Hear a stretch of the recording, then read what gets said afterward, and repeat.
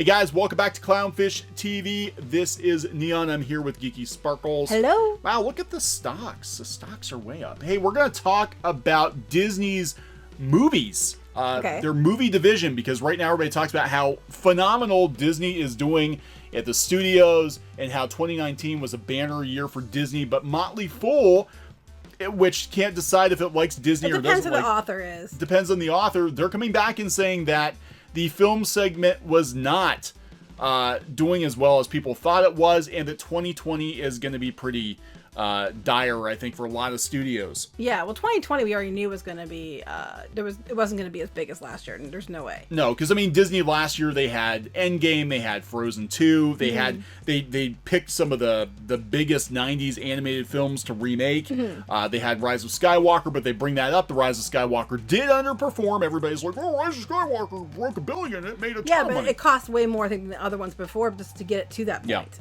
Yeah. And the money they spent marketing it. We are going to talk about that. Before we get into it, please subscribe for more pop culture, news, views, and rants. And this is coming from Motley Fool. Even with Frozen and Star Wars marqueing, Disney's film segment still underachieved. The numbers from the media giant's Q1 earnings unfortunately only tell one side of the story. Yeah, well, I imagine that. Sorry. Yeah, so they're talking about how the streaming division is running at a loss. And you have to remember this because they sunk so much money into Disney Plus. Even with all the subscribers they supposedly have and all of that, they're still almost 700 million in the hole. They don't plan on it breaking even for 2 or 3 more years. Yeah. So to pick up the slack with studio entertainment, especially notching huge gains thanks to films like Frozen 2 and Star Wars Rise of Skywalker, the numbers from Disney's theatrical features aren't telling the whole story. Which we've mentioned before. How dare we? How very dare we? They certainly did their fair share of offsetting Disney's investments into a new business, but the movies should have performed even better. Well, I don't know how they could have made them perform better. As it was, they were in trouble in countries like Korea and stuff because they were blocking out the theaters for other options. So it was just to make sure they had the most money. I don't know how they could have made like Frozen get any more money than it did. Yeah, I mean, that's just it. It's like Disney is basically a monopoly in the theaters now. Yeah, but I mean there's no way they could have made it make more, I don't think. You have to have more rocks. Yeah, you're running out of rocks. Juicing the rocks. Okay, so here's the good news, bad news. Here's a skinny on Disney's films during the 2019 holiday season. Revenues doubled from a year ago and were 18% of Disney's total sales. Operating income tripled and made up 24% of the total. Combined with a 23% increase in operating income for media networks and a 9% increase in parks, 9% increase in parks and resorts, Disney's adjusted earnings only declined 17% year over year, mostly due to Fox and streaming. Right. The results from Disney's film studio are dramatic. They actually had a very good year. Here's the rub. Okay, you ready for the rub? You ready to rub one out? Ew. No. We're talking about. Why do you always have to make these jokes like that? Anyway, go ahead. Okay. First, the 2018 holiday movie lineup from Disney was light.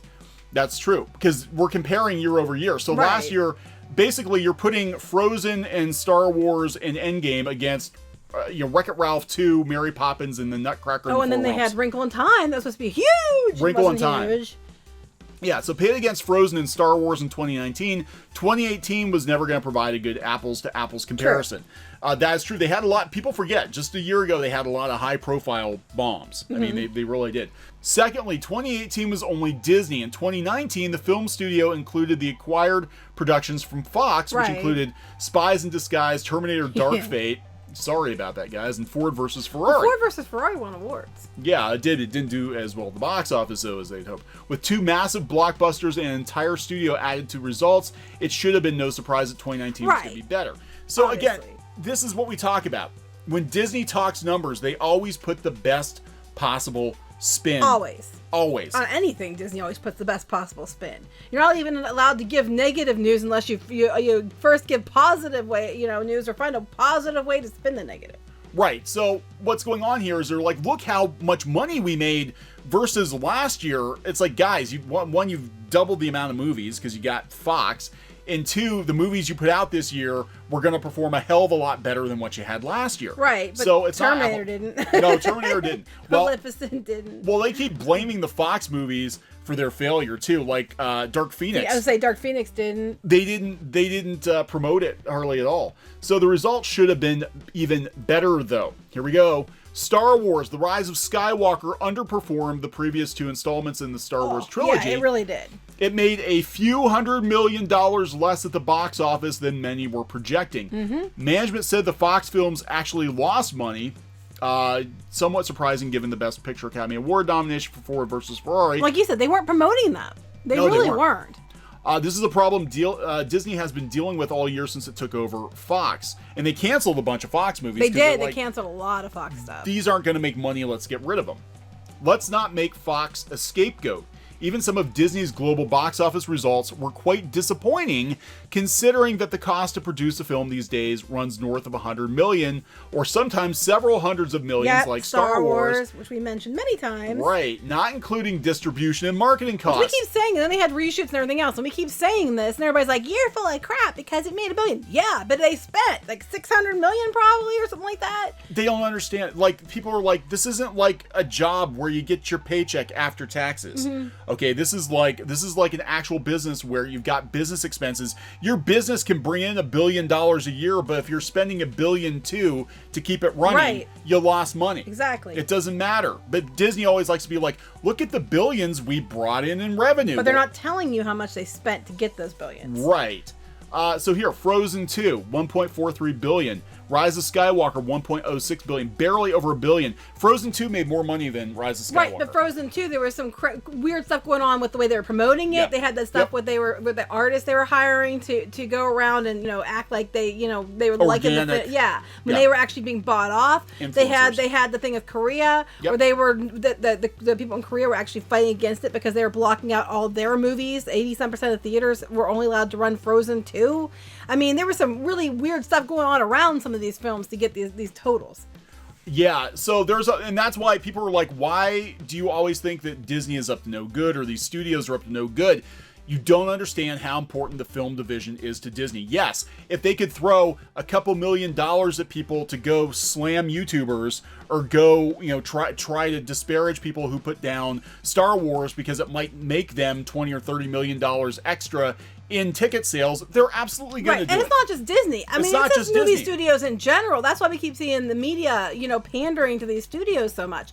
It is not just Disney who does this. This is a problem across the entire industry. Well, Birds of Prey. Okay, case in point, if you go out to the CLOWNFISH TV Twitter account, I put out a screen capture. The last 2 Birds of Prey videos that we did got demonetized for some inexplicable reason. There was nothing that was risque. Nope. We were just talking numbers, just like we are now. Just talking news. Nothing that would have triggered any kind of demonetization. And it came at the same time that Warner Brothers changed the name of the movie, which is unprecedented to change a movie during its theatrical run. Don't give me... Well, they changed other movies. Yeah, afterwards. For the DVD. Video. Yeah, Edge of Tomorrow was changed to, Live, Die, Repeat, or whatever the hell it was called, after it went to DVD. Same with Ghostbusters, Answer the Call, they gave it the subtitle after it went to home video.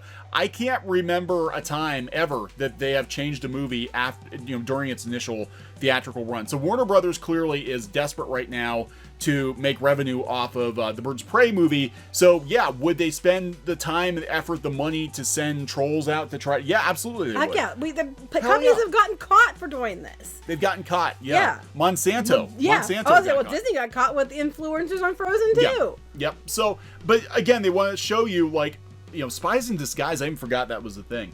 It's still gonna make more money than Birds of Prey probably. Well, it's global. Birds of Prey's already made $80 million, so it might do better. That's pretty bad for global, though. Well, this is bad. I didn't realize that these films last year did as badly as they did. 2018 global box office. Ralph Breaks the Internet, $529 million. That's because Ralph Breaks the Internet was nothing like the first movie. It was a shit movie. I'm sorry, I hate that ruined movie. The original. Yeah, I will never watch it again. I don't like it. Mary Poppins Returns, $350 million global. Nutcracker, $174 million global. Again, another movie that, they were pushing really far. Her mom had passed away, but she was an inventor, and she invented all this because she and a woman and boobs and all that. And we have the girl power, and it didn't do well. So I just want to get this in there real quick. This is what Disney was dealing with last year. The last time I checked, or somebody actually wrote me the other day, and I apologize, I forget who it was off the top of my head, but they talked about Alita's box office. Alita actually did around like 410, 450 global. That's actually better than, or almost on par with Maleficent. It's better than Mary Poppins, better than Nutcracker. It's better than Ford versus Ferrari.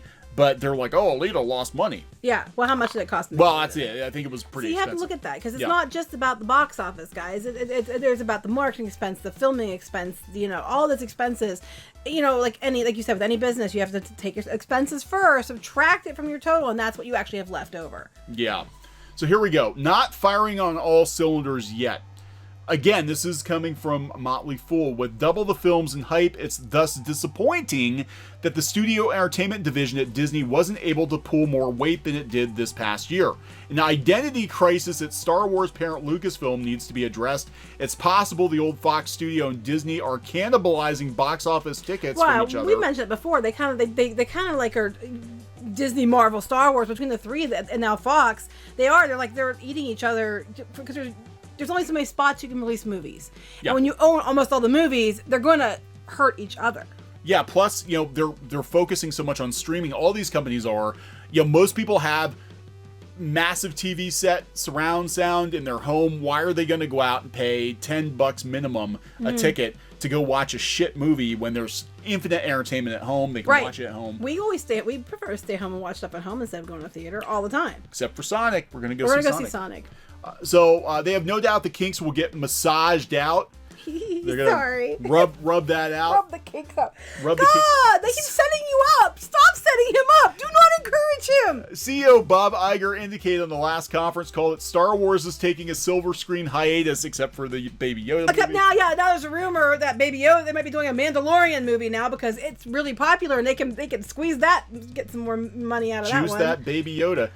I don't think, I love this. I don't think quantity is the problem as much as quality is. Exactly. Demand for Marvel superheroes is still insatiable. I think that's going to change. I think it's going to change. A lot of people said they were sticking with it until they had it wrapped up with the Endgame, and I don't think they're going to have the numbers moving forward. Yeah, so they think that Disney is going to bounce back, in the coming years once they get their mojo on. I think they basically have strip mined everything at this point.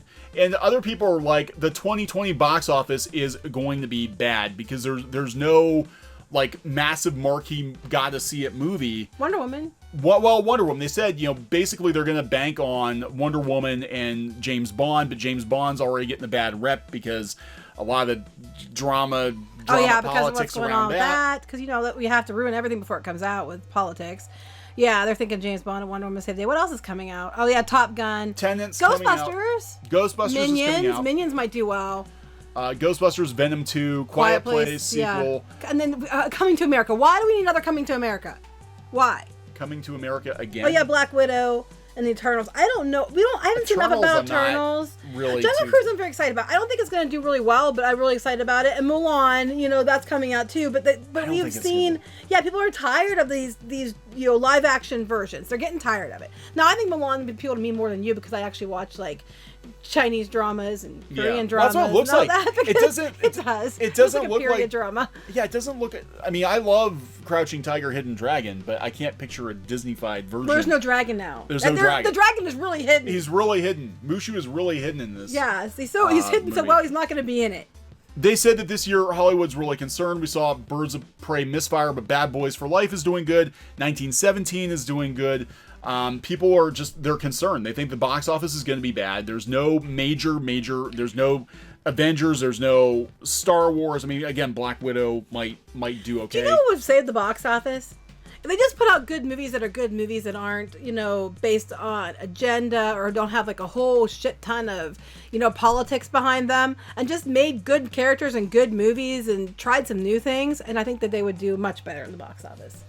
Yeah, they said it's possible that original content, along with reboots, sequels, and spin-offs, could lift 2020. Yeah, just basically what I was saying. I hadn't even read this, and because I came into this completely blind. I was letting Kneon lead this one. Yeah, but they're also talking about all the streaming services are dropping this year, so that is going to put a dent into people going to the movies. I don't see. When you can watch better Star Wars at home with The Mandalorian, why would you go see Rise of Skywalker if you don't like those characters, you don't like the sequel trilogy, you know, you've heard bad things about it? Of course you're not going to go. And then I love how social media is, their new spin is, you're a bad person if you don't go see these movies. No matter what it is.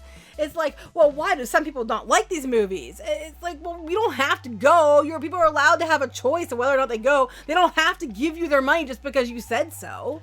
Yeah, I think what's going to happen, I think what's going to happen is that these studios are going to freak out more. And we are seeing it. I think we're seeing it on social media. I do think a lot of the trolling is actually like marketing interns or people hired by the studios. Because they honestly think that people on YouTube saying that, you know, giving an opinion about something is what's causing people not to go. I'm sorry. It's a reaction. We don't have that much power. And nope. Even bigger YouTube channels don't have that much power. Globally, we don't have that much power. Most people who are going out to see the movies aren't even listening to us. They're not even on Twitter. So it's a problem that's far beyond YouTube channels or Twitter or social media, because a lot of people don't even use that kind of stuff, and they still aren't going to see your movies. The problem's on yourself. So why don't you look internally for what's not working and figure that out instead of blaming everybody else for your failure? They don't want to spend their money on you. That's not their fault. That's yours. Yeah. YouTubers are a symptom, not a cause. Right. You know, we're basically reacting to the failure of Hollywood studios and publishers and game developers. You know, we're watching from the sidelines, giving our hot takes, but we're not causing the problem. Right. Stop making things people don't want to see. Make things people actually will go to, and then you'll get the results. Stop making things that are garbage and then telling people that if they don't go, they're bad people for not going. And then you're look at your own marketing departments, look at your own, you know, agendas and things like that, and try to figure out what is it that's turning people off. Like I said, make good movies with good characters that are just good for being good, and you will solve your problems. There you go. All right. So I've spoken. She has spoken. We're going to wrap this one up? Yep. All right. Please subscribe for more pop culture news, views, and rants, and we will talk later. Bye. Hey guys, thanks for watching Clownfish TV. Please consider supporting the channel. Go to clownfishsupport.com. That's clownfishsupport.com. And if you want to join our community, go to clownfishtalk.com. That's clownfishtalk.com. Please subscribe, ring the bell for notifications. We will talk to you next time.